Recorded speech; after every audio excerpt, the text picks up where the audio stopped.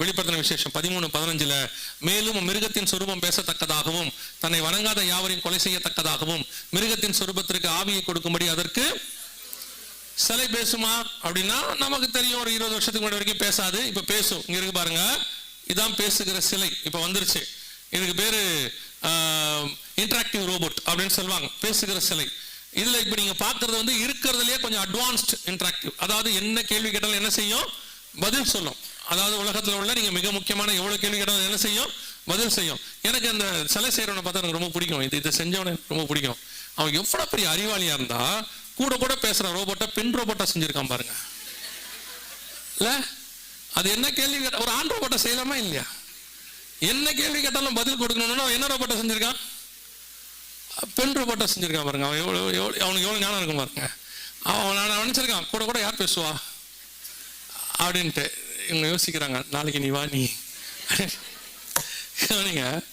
இது the most interactive robot அப்படின்னு சொல்லுவாங்க. இருக்கிறதுலயே என்ன கேள்வி கேட்டாலும் அதுக்கு உடனடியாக அது என்ன செய்யுமா, பதில் செய்யும். வெளிப்படுத்தல் 13:15 படி பேசுகிற சிலை தயாராக இருக்கிறது. பேசுகிற சிலை என்னவா இருக்கு, தயாராக இருக்கிறது. ஆனால் இந்த சிலையை பத்தின இன்னும் 2 முக்கியமான விஷயம் அதே வசனத்துல இருக்கு. ஒன்று, தன்னை வணங்காத யாவரையும் கொலை செய்கிற ரோபோட் வருமா அப்படின்னு கேட்டீங்கன்னா இங்க பாருங்க, இது கொலை செய்கிற ரோபோட்.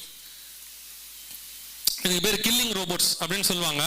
இப்போ எல்லா ஆர்மியிலுமே, எல்லா உலகத்துல உள்ள, இப்ப இந்தியன் ஆர்மிலையும் சேர்க்க போறாங்க, எல்லா ஆர்மியிலுமே ரோபோட்டிக் பிரிவு வந்திருக்கு.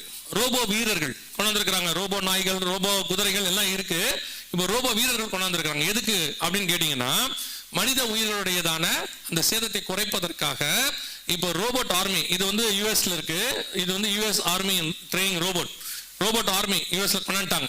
இப்போ இது என்ன செய்யும், கண்டிப்பாக எதிரி நாட்டு ராணுவத்தை என்னதான் செய்ய போகுது, கொலை தான் பண்ண போகுது. வெளிப்படுத்தல் 13:15 சொன்ன 2வது பார்ட் என்னவா இருக்கு, தயாராக இருக்கிறது. இப்போ ரோபோட் ஒன்று பேச ஆரம்பிச்சிருச்சு, பார்க்க ஆரம்பிச்சிருச்சு, சிலை பார்க்க ஆரம்பிச்சிருச்சு, பேச ஆரம்பிச்சிருச்சு. கொலை செய்யும் ரோபோட்டுகளும் இப்ப என்னவா இருக்கு, தயாராக இருக்கு. அதுல மிக முக்கியமானது 3வது என்ன அப்படின்னு சொல்லி கேட்டீங்கன்னா, அதற்கு ஆவியை கொடுக்கும்படி அதற்கு. இப்போ இதுல ஆவியை கொடுத்தல்னா என்ன, இந்த ரோபோட்டுக்கு ஆவியை கொடுத்தல் என்பது எதை குறிக்கிறது அப்படின்னு கேட்டீங்கன்னா, இப்போ லேட்டஸ்டாக அறிவு, செயற்கை நுண்ணறிவு அப்படின்பாங்க, ஆர்டிபிஷியல் இன்டெலிஜென்ஸ் அப்படின்னு சொல்றாங்க. அந்த ஏஐ அப்படின்னு சொல்லுவாங்க, ஆர்டிபிஷியல் இன்டெலிஜென்ஸ். அதோட கூட இந்த ரோபோட்டிக், இந்த டெக்னாலஜியை சேர்த்து பேசுகிற, பார்க்கிற, சிந்திக்கிற ரோபோட்டுகள் ரெடியாக இருக்கு. இங்க பாருங்க, இது பார்க்கிற, பேசுகிற. சவுண்ட் வைக்க முடியுமாப்பா? சரி, கவனிங்க. இது ரோபோட், ஆக்சுவலா ஆர்டிபிஷியல் இன்டெலிஜென்ஸ் ரோபோட். இது டிவில நியூஸ் வாசிக்குது, சரியா? இது ஆன் ரோபோட், இதுவும் நியூஸ்ல வாசிக்குது. இப்ப சைனால டிவி நியூஸ் வாசிக்கிறதுக்கு ரெடி பண்ணியாச்சு. இப்ப தமிழ்நாட்டிலுமே தமிழ் சேனல் ஏதோ ஒண்ணுல இன்னைக்கு போட்டிருந்தாங்க, இந்த மாதிரி ஆர்டிபிஷியல் இன்டெலிஜென்ஸோட நியூஸ் வாசிக்கிறதான ரோபோட்டுகள் கொண்டு வந்தாச்சு.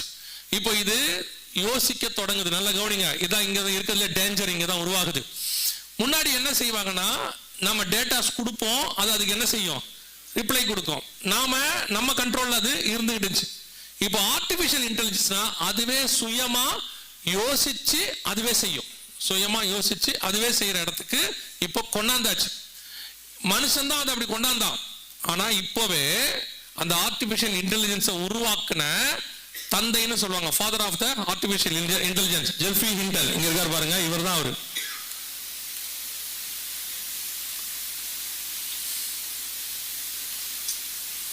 இவர்தான் அவரு. இவர் பேரு ஜெஃப்ரி ஹிண்டன். இவர் என்ன சொல்றாருன்னு கேட்டீங்கன்னா, அதுல என்ன சொல்றாரு பாருங்க, மிக மோசமான ஆபத்துகள் மனித உயிர்களுக்கு இந்த ஆர்டிபிஷியல் இன்டெலிஜென்ஸ் ஏற்படுத்த போது அப்படின்னு சொல்றாரு.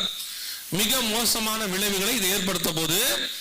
இப்போ ஒரு மிகப்பெரிய நிறுவனத்தினுடைய சிஇஓ அவங்க சொல்லியிருக்கிறாங்க, 2030 மனுஷன் கிராஸ் பண்ணும் போது மிகப்பெரிய ஆபத்தை சந்திக்க போகிறான் உலக மக்கள், மனித சமுதாயமே.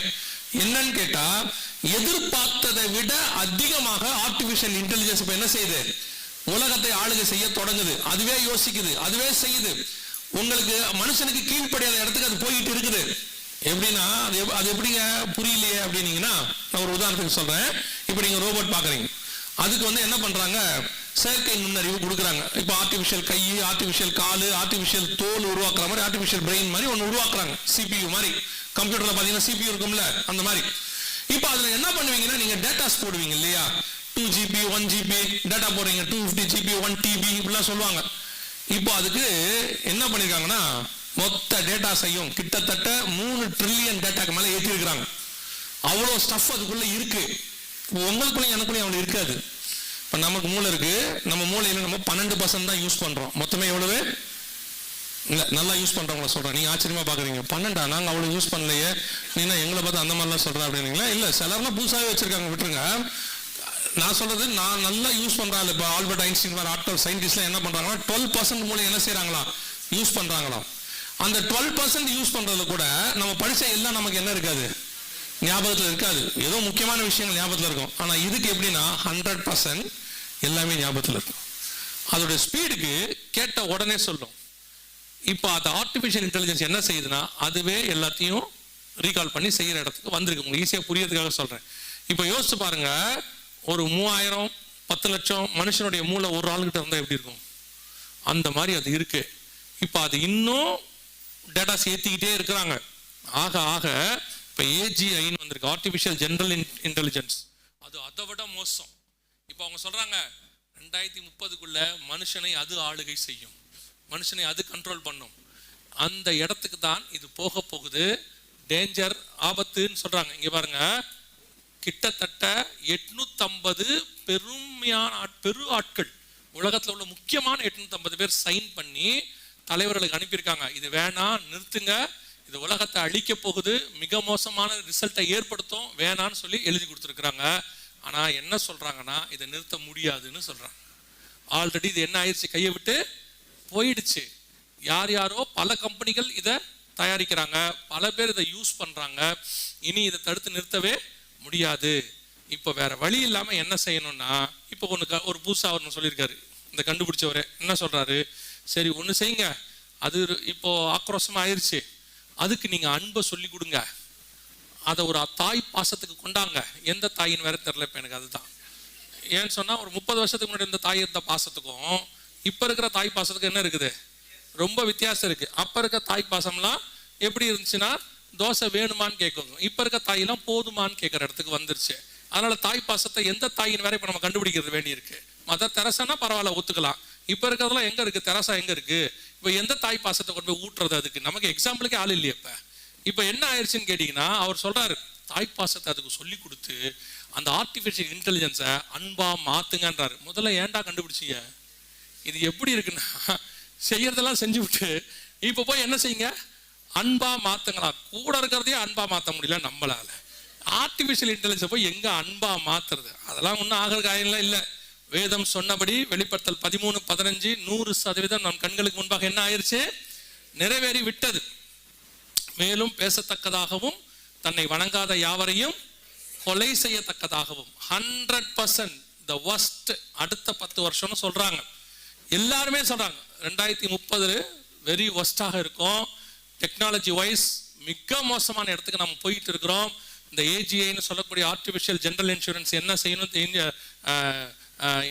ஆர்டிஃபிஷியல் இன்டெலிஜென்ஸ் சொல்றது எந்த அளவுக்கு போகும்னு தெரியாது. ரொம்ப கேர்ஃபுல்லா இருங்க, நீங்க என்ன பண்ண போறீங்கன்னு தெரியாதுன்னு நிறைய பேர் சொல்றாங்க. ஆனாலும் நமக்கு எந்த விதமான பயமும் இல்லை, நம்ம அதை பத்தி தெரிஞ்சுக்கவும் இல்லை. இப்போ நீங்க என்ன நினைக்கிறீங்கன்னா, தெரிஞ்சாதானே பிரச்சனை, ஏதோ ஒன்று வந்துட்டு போட்டுமே அப்படின்னு. ஆனால் இதெல்லாம் எங்கெல்லாம் பைபிளில் உள்ள விஷயம்.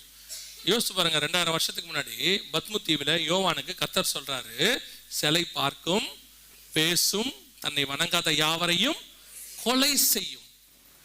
அதுவே அதற்கு ஆவியை கொடுக்கும்படி சத்துவம் கொடுக்கப்பட்டது, கொடுத்தாச்சு.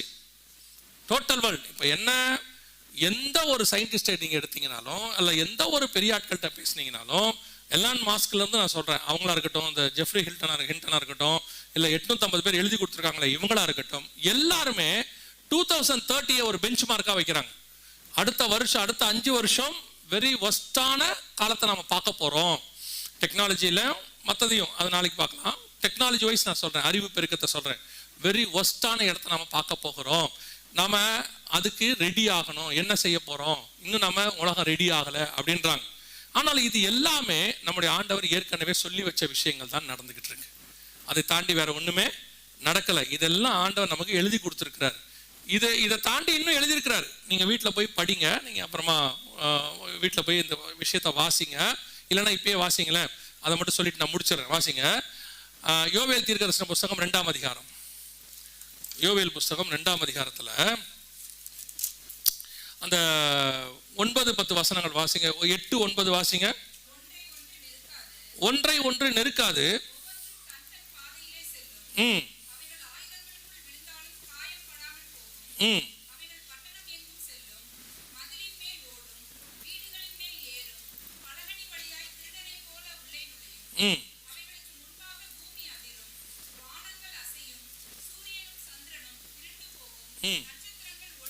இது யோவேல் புஸ்தகத்துல கரெக்டா வருகைக்கு முந்தின இடத்துல இருக்கு. 10வது வசனத்துல இருக்கு. 16வது வசனத்துல வருகை நடக்குது. மணவாளன் தன் அறையையும் மணவாட்டி தன் மறைவையும் விட்டு. இது என்னது? இந்த சம்பவம் எதை பத்தி சொல்லப்பட்டிருக்கு? என்ன காரியங்களை குறிக்குது அப்படின்னு கேட்டீங்கன்னா, இது இன்னைக்கு உள்ளதான ஆர்டிபிஷியல் இன்டெலிஜென்ஸோட இயங்கக்கூடியதான ஒரு ட்ரோன் டெக்னாலஜி. அங்க அந்த வசனம் சொல்லுது பாருங்க. பட்டணம் எங்கும் செல்லும், மதில் மேல் ஓடும், வீடுகள் மேல் ஏறும், பலகனி வழியாய் திருடனை போல் நுழையும். இங்க பாருங்க, இது சொல்லப்படுறது இங்க இருக்கு பாருங்க.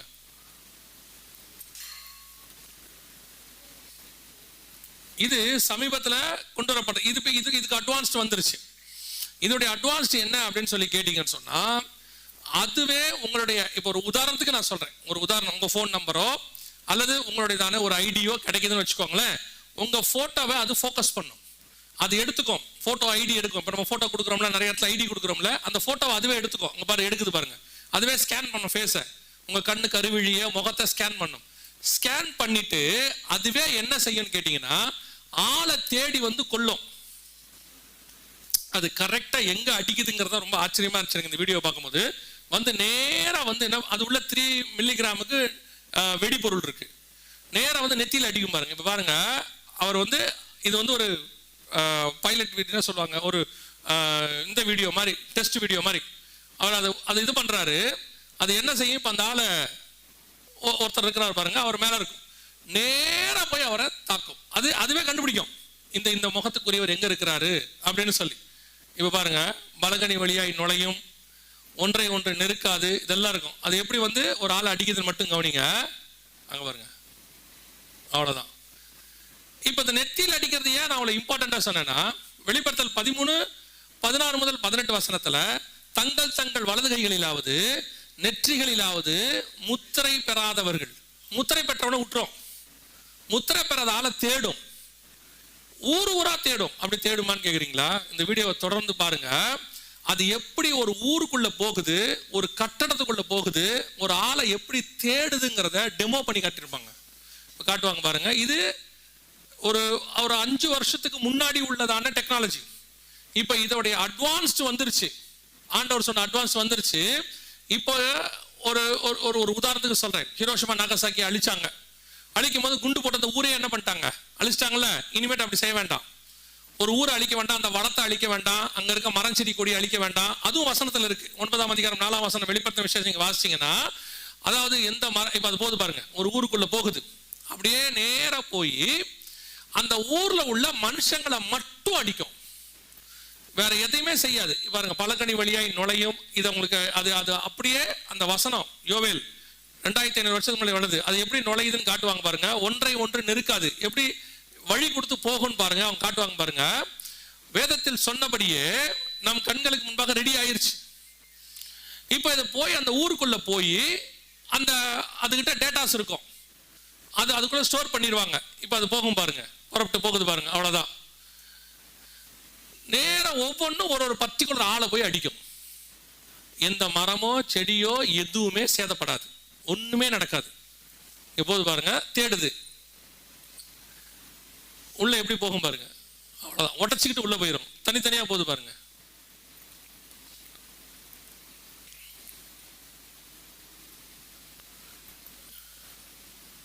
இதுக்கு பேரு அட்டானமஸ் வெப்பன் அப்படிம்பாங்க. அட்டானமஸ் வெப்பன்னா சுயாட்சி அல்லது தன்னாட்சி, தனக்குத்தானே செயல்படக்கூடியதான ஆயுதம் இது. யாரும் இதை என்ன பண்ண வேணாம், எதுவுமே செய்ய வேண்டாம். இது ஆர்டிபிஷியல் இன்டெலிஜென்ஸ் உள்ளது, தனக்கு தானே இது ஒரு அட்டானமஸ் வெப்பன். கவனிங்க, என்ன சொல்றாங்கன்னா, நாளைக்கு இந்த வெப்பனை யாராலையுமே கண்ட்ரோல் பண்ண முடியாது, அதுவே என்ன செய்ய ஆரம்பிச்சிடும், தன்னை தாண்டி எலக்ட்ரிக் பவர் தேவையில்லையா, சோலார்லயே அதுவே பண்ணிக்குமா. இது இன்னைக்கு அவங்க ஏஐ டெக்னாலஜில சொல்றாங்க. நீங்க யோவேல் 2ஆம் அதிகாரத்தை அப்புறம் போய் வாசிச்சு பாருங்க. இந்த காரியத்தை துல்லியமா கர்த்தர் எழுதியிருப்பாரு. அவைகளுக்கு முன்பாக ஜனங்கள் பயப்படுவாங்க. ஜனங்கள் என்ன செய்வாங்க? 6ஆம் வசனம் வாசிங்க, 2:6. நடுங்குவார்கள், எல்லார் முகங்களும். இது முகத்துல அடிச்சா என்ன ஆகும் யோசிச்சு பாருங்க.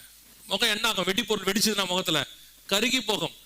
இவ்வளவு துல்லியமான தீர்க்க தரிசனத்தை எத்தனை ஆயிரம் வருஷத்துக்கு முன்னாடி பைபிள் சொல்லுது பாருங்க.